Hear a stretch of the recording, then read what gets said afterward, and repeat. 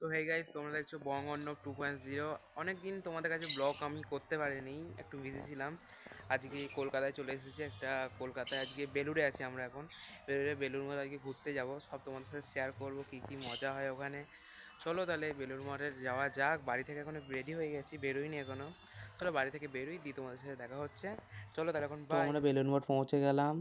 এইখানে ভিডিও করা অ্যালাউ নেই, কিন্তু আমরা একটা জায়গা পেছন দিকে লুকিয়ে লুকিয়ে ভিডিও করছি। আমরা এদিকে দেখতে পেলাম পেছনে অনেক সিনারিগুলো আছে, তোমরা দেখতেই পাচ্ছ। তাই আমরা পেছন থেকে এলাম, লুকিয়ে লুকিয়ে ভিডিও করছি, কেউ দেখলেই বকবে।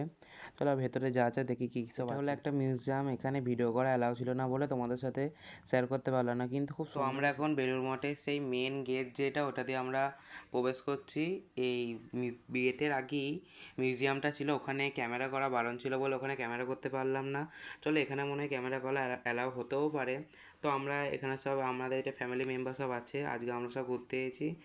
খুব মজা হচ্ছে, অনেক কিছু দেখতেও পাচ্ছি। এটাই হচ্ছে বেলুড় মঠের সেই মেন মন্দির, এখানেই প্রতিদিন সন্ধ্যা আরতি হয়। আজকে অনেকজন মানুষজন এসেছে, তাই আজকে একটু ভিড় হয়েই আছে। মন্দির ফন্দির দেখে এখনই গঙ্গার পাড়ে এলাম, একটু বসবো, এখান থেকে আবার মন্দিরটাই দর্শন করতে যাবো। তো গঙ্গা থেকে আমরা এইখানে আবার ঘুরতে এলাম। এইখানে সাইডে গঙ্গা, আর এখানে হচ্ছে সব বসে গল্প করার জন্য, টাইম স্পেন্ড করার জন্য এই একটা ভালো জায়গা। এইটা হচ্ছে মেন গার্লফ্রেন্ডকে নিয়ে গল্প করার জায়গা।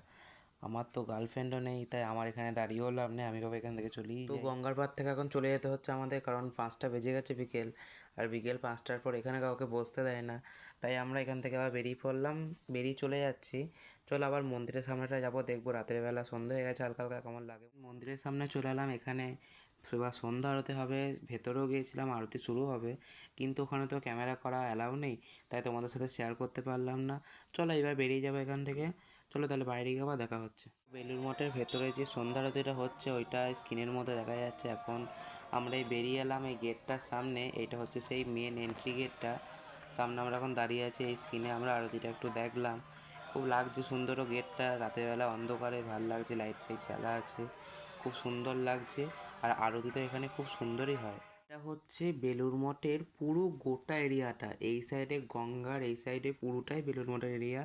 এখানের মধ্যে সব দেখা যাবে কোথায় কি আছে। এবার বাড়ি যাক, আমরা বেরিয়ে পড়লাম। এবার এখান থেকে টোটো ধরবো, টোটো ধরে বাড়ি চলে যাবো। যাওয়ার পথে আবার টোটো থেকে নেমে পড়লাম, এই এক জায়গাতে আমরা ফুচকা খেতে নেমেছি। খুব সুন্দর ফুচকা করে শুনলাম এখানে।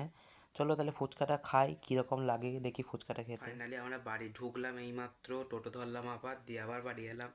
তো তাহলে তোমাদের আজকের ভিডিওটা এইখান মতোই। বাই। কেমন লাগলো ভিডিওটা সবাই কমেন্টে জানাবেন, আর লাইক কমেন্ট শেয়ার সবাই যেন করবেন, আমাকে একটুখানি সাপোর্ট করুন সবাই, তাহলে আমি আরও এগিয়ে যেতে পারবো। তো তাহলে আজকের মতন বাই, গুড নাইট।